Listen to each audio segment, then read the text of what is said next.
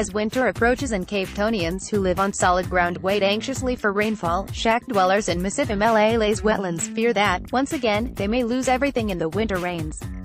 The city of Cape Town plans to extend a road through Masiphumelele, and community leaders are concerned that people living where the road is to be built will be prioritized for housing, leaving the shack dwellers in the wetlands during winter. It seems like the roads are more important than the people, Masiphumelele resident Felicia Ntanguzi told Ground Up.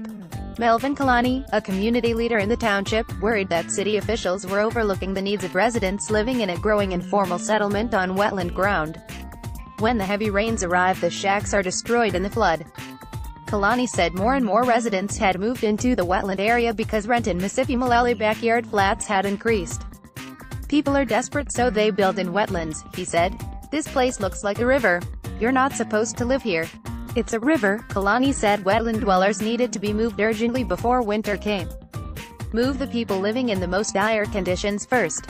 Then move people for the road. Kalani and other community leaders have been in discussion with the city and the Western Cape Public Protector about the needs of wetland dwellers following protests by the community in March. However, Kalani said, the city's plans to extend Humode Avenue would prioritize those residents who lived where the road is to be built. We want the people in the wetlands to be moved, and only if there's excess land then move people for the road, he said. Noel Wandiso Fetman lives in one of the wetland homes. Her shack stands on a homemade wood and concrete platform to prevent water leaking and when it rains. She gets electricity from a house further inland. Her home has previously been destroyed in floods and fires. We're scared. Most of the time, there's a lot of wind and the house shakes, she said. According to City of Cape Town spokesperson Lizel Steenkamp, the city has been constrained by suitable available land for the delivery of housing in this neighborhood. Steenkamp said the city had built 269 houses in Masiphumelele over the past 5 years as part of the Masiphumelele housing project, and another 227 homes were to be built. To qualify for these houses, residents had to be registered in the city's housing database and have a monthly household income of less than $3,500. She said the land would be handed over to the contractor by the end of May and construction was set to take 10 months, pending any unforeseen challenges or delays. The city had formerly agreed that wetland dwellers would be relocated as part of the new development.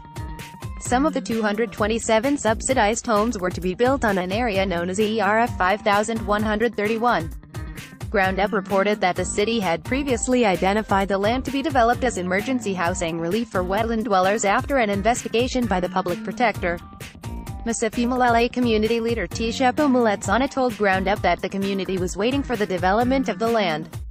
ERF 5131 was bought to build houses for the people of Masi, Maletsana said. But it didn't happen because it didn't get funding from the city. The next meeting between community leaders, city officials, and the Western Cape Provincial Human Rights Commissioner and Public Protector is set for the 21st of April.